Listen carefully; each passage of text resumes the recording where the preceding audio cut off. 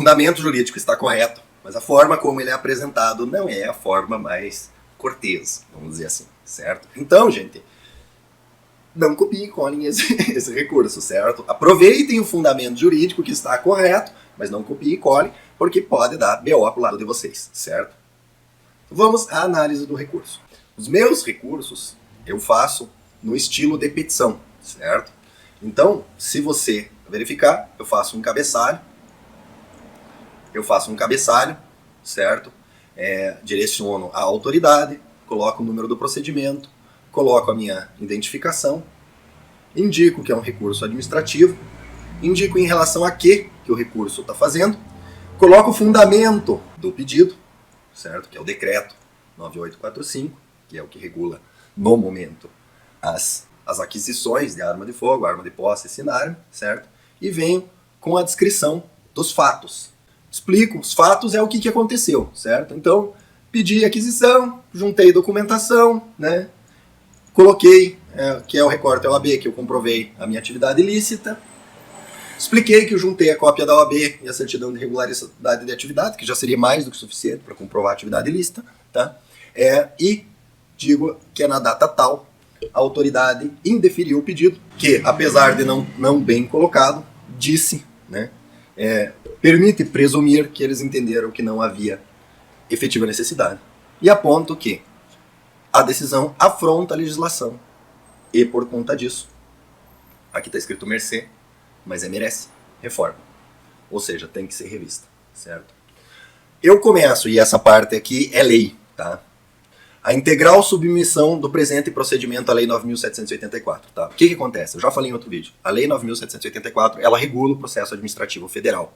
Qualquer processo administrativo, e o pedido de porte de arma é um processo administrativo, ele tem que estar submetido à Lei 9.784. E na prática, o sistema Sinarme 2 viola completamente a Lei 9.784. Por quê? Porque você não consegue obter cópia, certo? Na maioria dos mandatos de segurança que eu entrei, em relação ao porte, eu pedi cópia capa a capa do processo administrativo. Por quê? Porque eu sempre peço cópia capa a capa do processo administrativo antes de levar ao juízo. Por quê? Porque o juiz precisa saber o que realmente foi discutido. O juiz precisa ver, mas o que foi falado, quais os documentos que foi juntado, o que aconteceu.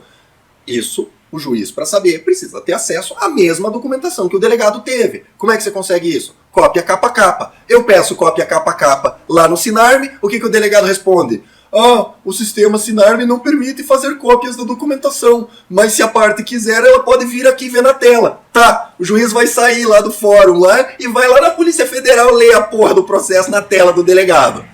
Tá certinho, delegado, tá certinho, né? Inclusive, teve um delegado que Deus mandou uma vez, não dá pra fazer. Mandou outra vez, não dá pra fazer. Mandou outra vez, o delegado fez o seguinte, mandou um documento com print screen, tela a tela. De tudo. Né? Então dá pra fazer. É difícil, dá trabalho, é complicado, mas dá pra fazer. Os senhores têm que tirar print screen, tela a tela de tudo. Sabe como é que vocês evitam o trabalho? É só não indeferir. Defere que não dá trabalho nenhum. Tá? Indeferiu, cópia capa a capa. Tá? E recadinho pros delegados que deram essa resposta. Porque não dá para fazer a cópia porque o sistema não permite a exportação. Podem preparar o dedo do print screen que o juiz vai mandar vocês juntarem o print screen de tudo, tá? Vai dar trabalho, certo? Então, a Lei 9.784, ela tem uma série de regras, como, por exemplo, dizer que o interessado tem direito à cópia. Não é direito a ver na tela do delegado, é direito à cópia. E para garantir que a cópia realmente reflete aquilo que está lá na repartição, o cantinho da folha tem que ter um número. Porque quem garante que, eventualmente, algum funcionário não vai perder uma folha? Né? Não vai sumir um requisito lá. Né? A única coisa que garante é a numeração sequencial. Recebeu o documento, juntou no processo? Qual que era a última folha que tinha? 50. Quantas folhas tem? 3. Então, você vai juntar esse processo, ele vai dizer 51, 52, 53. Porque daí a gente sabe que aquele documento estava lá na posição 51, 52, 53. Para você sumir com o documento, para você perder o documento, você vai ter que renumerar tudo, certo? Então é por isso, para ter certeza de que a documentação é aquela e que ninguém esqueceu de imprimir nada, a lei exige numeração. Ou seja, Sistema Sinarme 2 viola a lei. Então já começamos por aí, certo? Recurso administrativo está integralmente sujeito à Lei 9.784. Tá? E a Lei 9.784 indica que ela se aplica ao processo administrativo. E por que isso é importante de ser levantado? Isso é importante de ser levantado porque no final do recurso a gente vai exigir que o delegado indique exatamente quais são os fundamentos legais. Não é folclore tirado da bunda, não é instrução normativa, não é portaria. Fundamentos legais que permitem que a decisão seja X, Y, Z. Certo? Onde está escrito isso? Artigo 50 da Lei 9.784. Ele te deu uma decisão sem indicação de fundamento legal? Maravilha! A decisão não vale, tem que fazer outra, né? E daí, no mandado de segurança, vai ter que tirar print da tela de tudo para responder, né? Só para o juiz mandar fazer de volta o serviço que ficou mal feito da primeira vez. Tá? Segundo ponto importante a ser colocado. Da ausência de intimação. A Lei 9.704 exige que qualquer decisão que leve à necessidade de você, pessoa física, tomar alguma atitude, isso tem que ser feito através de intimação, ou seja, é necessário que a administração encaminhe um documento específico lhe avisando o que está sendo decidido e o que você tem que fazer. E o prazo para você dar andamento só conta a partir do momento que haja certeza de que você recebeu a intimação. Então, o e-mailzinho que o Sinarme 2 envia não serve para bosta nenhuma, certo?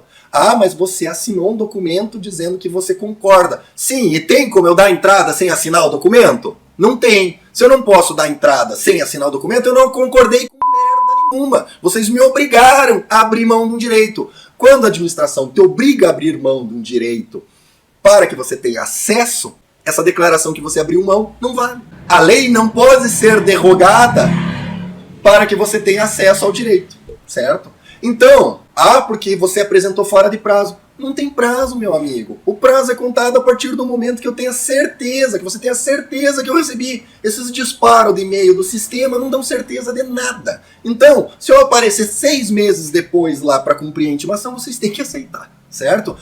Mas a gente precisa ver. Problema de vocês, meus amigos. Façam um sistema que gere intimação real, certo? Não criou um sistema com intimação real, não vale, não vale. Certo? Manda um e-mail lá, já peço a confirmação do e-mail. A partir do momento que eu confirmar o e-mail, vale. Se não, me obrigue lá a ter um usuário e senha, pelo menos, para acessar o sistema. Aí quando eu acesso mediante usuário e senha, aí vocês podem me intimar especificamente do sistema. Tá? É isso que diz a Lei 9.784.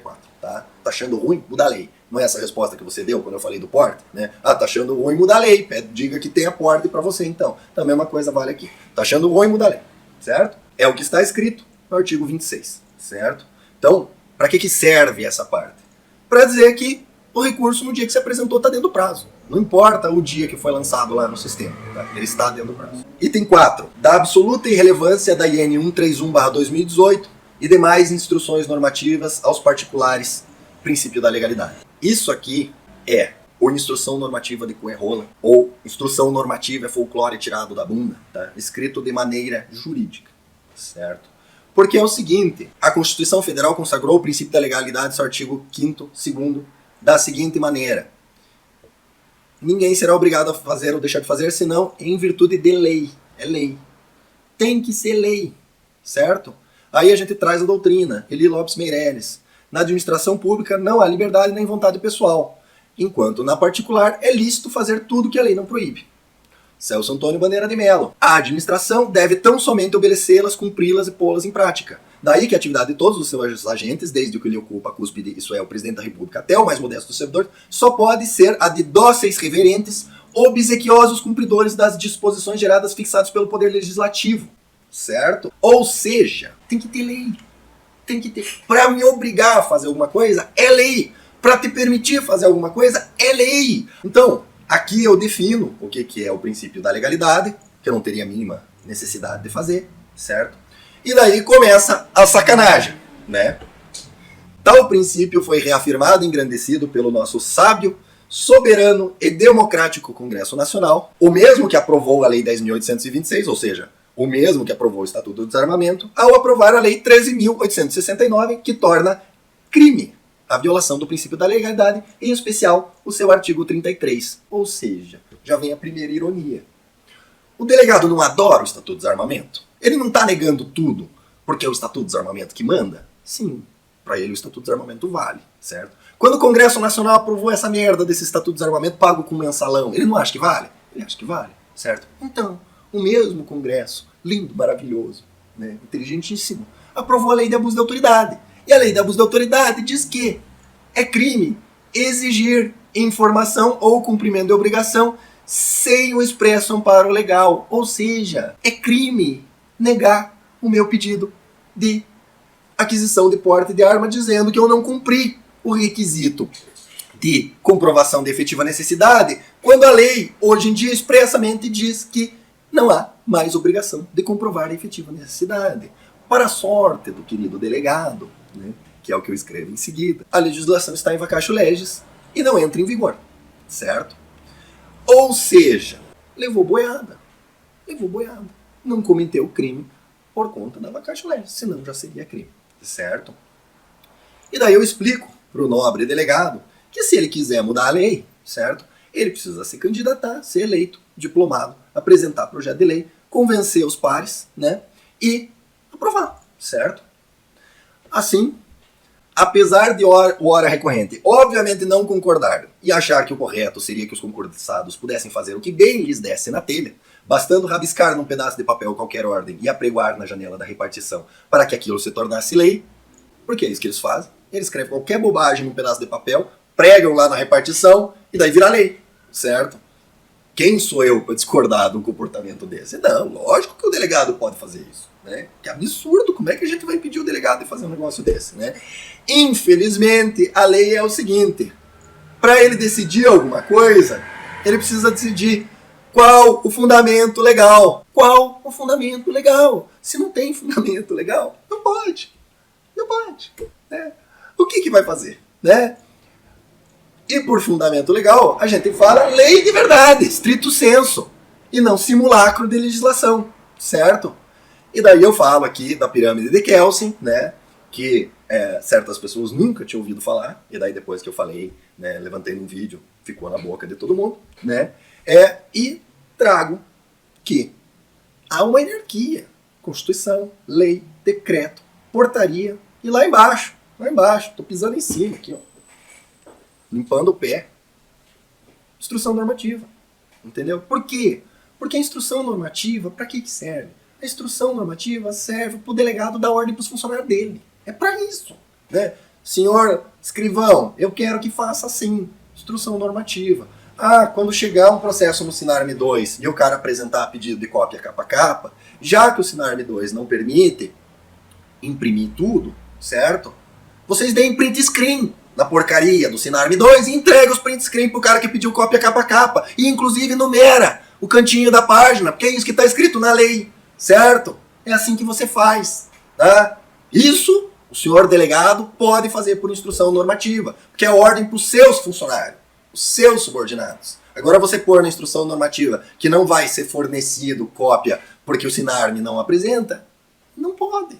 Porque eu, particular, não estou sujeito à instrução normativa. Eu estou à lei. A lei. E para a lei não basta você rabiscar um papel aí e escrever cumpra-se embaixo, certo? Para a lei precisa ser lá no Congresso Nacional, passando, etc, etc. Como está sendo a dificuldade de passar o PL 3723.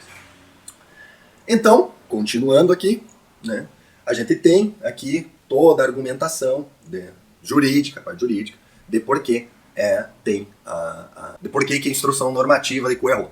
Tá?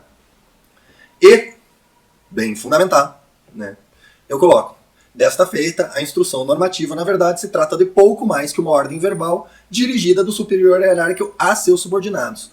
Portanto, não pode, sob hipótese alguma, criar obrigações aos particulares que estão submetidos estritamente ao definido em lei. Né? Assim, analisando o fundamento de existência da instrução normativa, verificamos que ela está tacitamente revogada pelo Decreto 9.845. Por quê? Porque 90% do que está escrito na instrução normativa agora vai contra o que está escrito no Decreto 9.845. Ela ia mais ou menos, bem mais ou menos, porque tinha um monte de coisa a mais prevista na instrução normativa do que estava previsto no decreto anterior, tá? Mais ou menos de acordo com o decreto antigo do Lula, que eu nem lembro o nome, tá? Mas, com o decreto 9.845 não sobrou nada. Essa instrução normativa não serve de nada, entendeu? E, portanto, o delegado fundamentar qualquer coisa com base na instrução normativa é a mesma coisa que não fundamentar. Ou fundamentar em documento que não condiz com a realidade.